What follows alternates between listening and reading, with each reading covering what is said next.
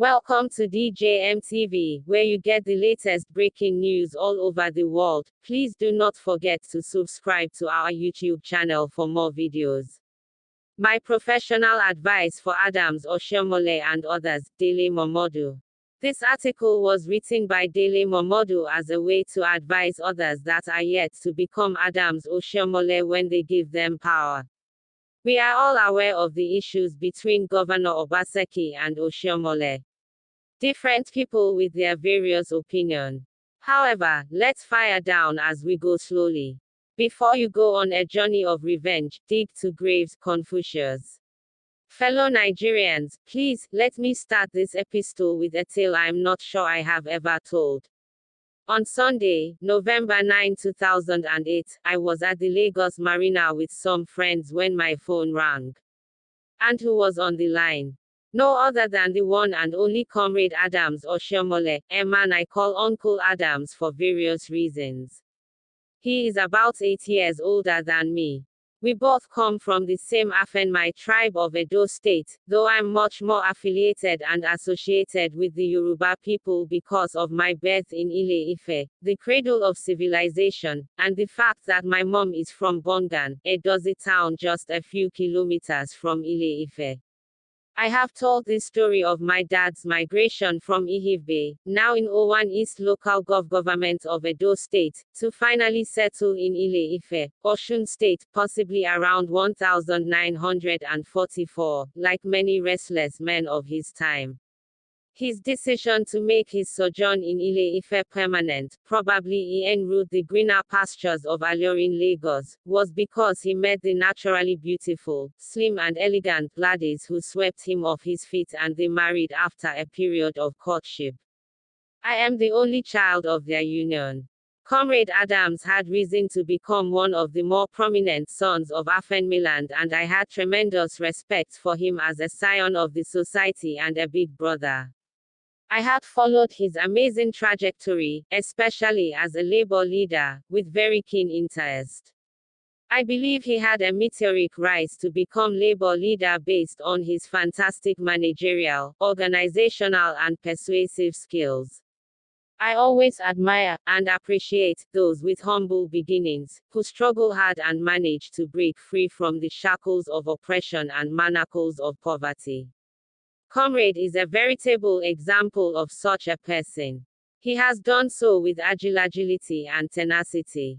I must add that he also possesses not only nerves of steel but a steely and unbending resolve which for me has lately been harmful and injurious to him. More on this later. I think we first met physically on a flight to South Africa about 16 years ago, when he had already become head of the Nigerian Labour Congress. We both recognized each other and exchanged pleasantries and contacts. We struck an instant acquaintance and friendship which has since blossomed into brotherliness. He became an avuncular figure to me, and he had my blessings when he threw his hat in the ring of politics. His pedigree as president of the Nigeria Labour Congress clearly, and readily, endeared him to many people. Theoretically, he was expected to be a friend of the masses, and the workers of Edo State were considered lucky to have such a man coming to liberate them from capitalists and oppressors.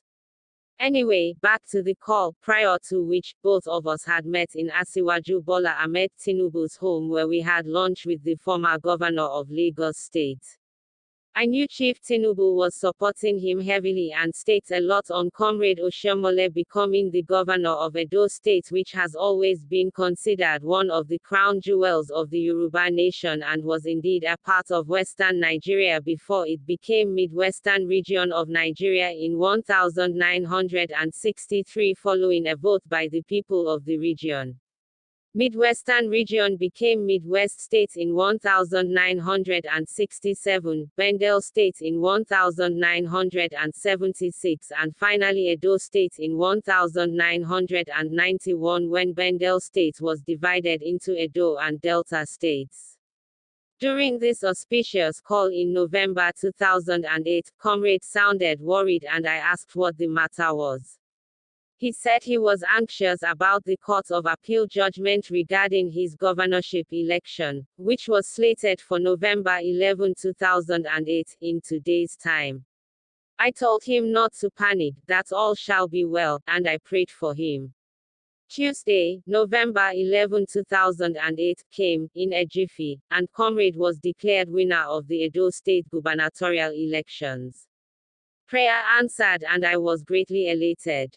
He was sworn in as governor immediately afterwards on 12 November 2008 and would later govern the state for 2 terms of 8 years in total. As usual with me, I never visited the Edo State Government House during that period, although Comrade and I remained close and regularly called each other and met at various functions. I watched his inimitable style of governance from afar and prayed fervently for his success.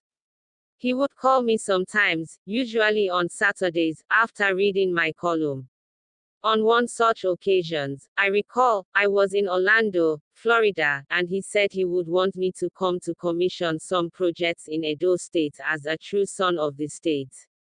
I said no problem. He promised to send me the dates, but he probably forgot or was too busy. Whatever the reason, the call never came, the trip to Edo State as guest of the governor never happened and the planned commissioning of projects by me never occurred. On another occasion, we met at the World AFNMI Congress in America and had a good time together catching up on various issues. The truth is that we always bonded well.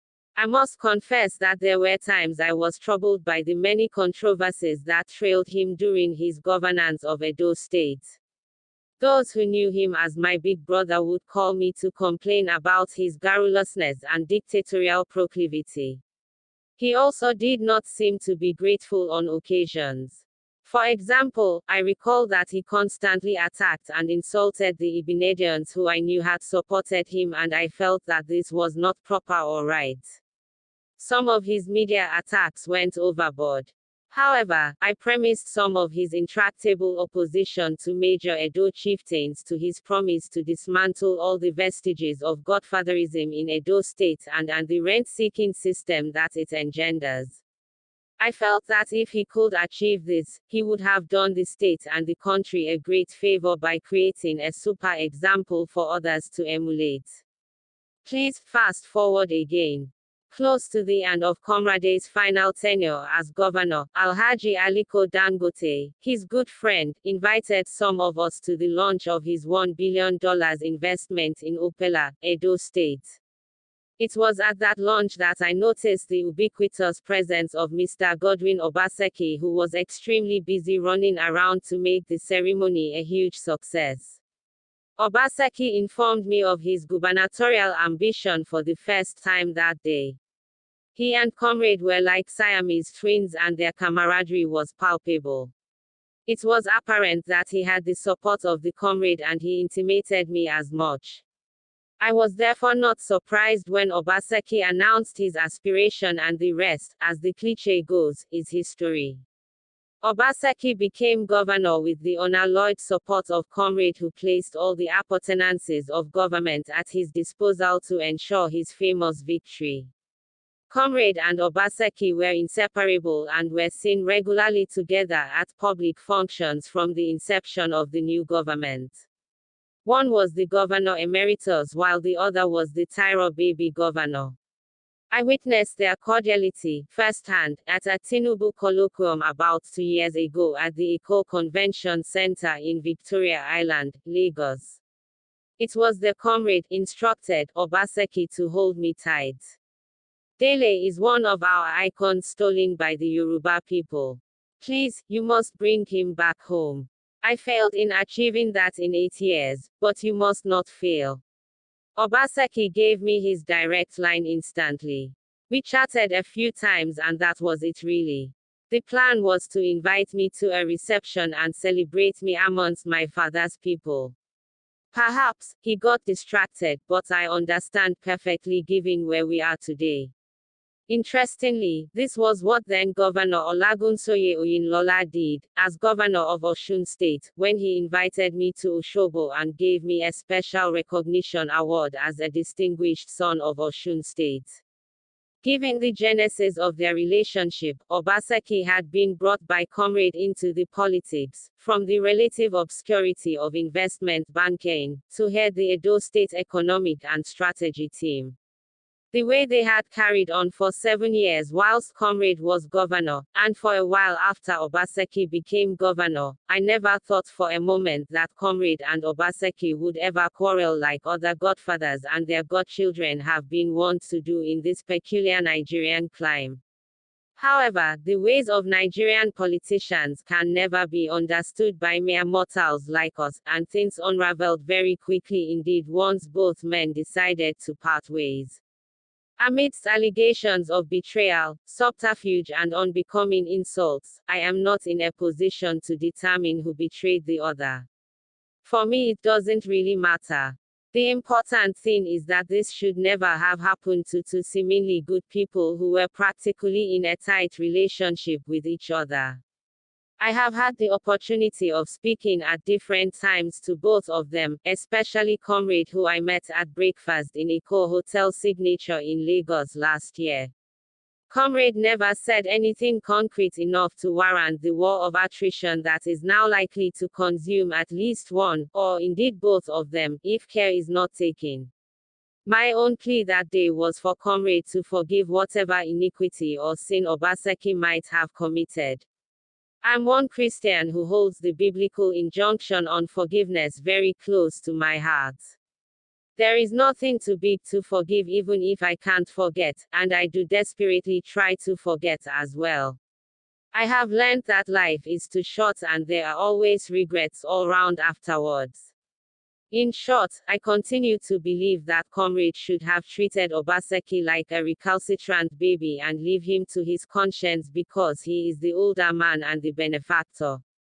By playing dirty and wrestling in the mud with Obaseki, Comrade has diminished his status and importance in the eyes of onlookers nationally and internationally.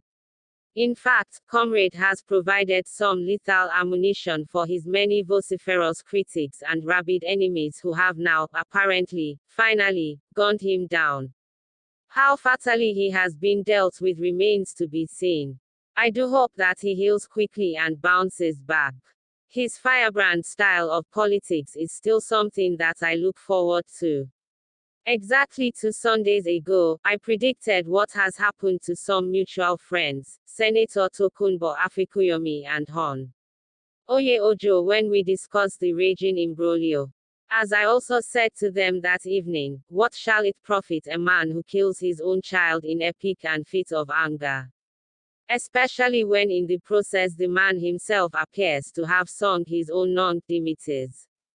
I believe that if Oshiomhole had left Obaseki alone, he would not have been suspended by his word and there would therefore have been no basis for his removal as chairman. Instead he went further to disqualify Obaseki as APC governorship aspirant APC party chairman.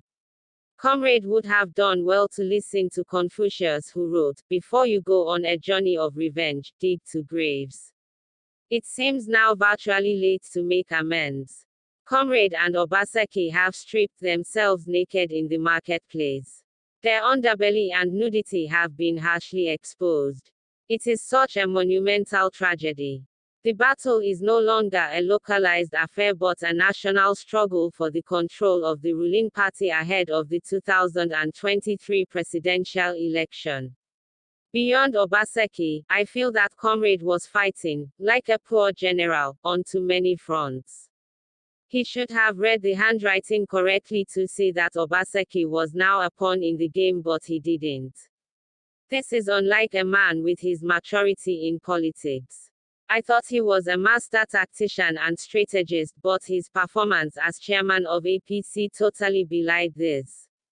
The APC he presided over had become nothing but a Fuji house of commotion, a place where, apologies to Chinua Achebe, the falcon could no longer hear the falconer.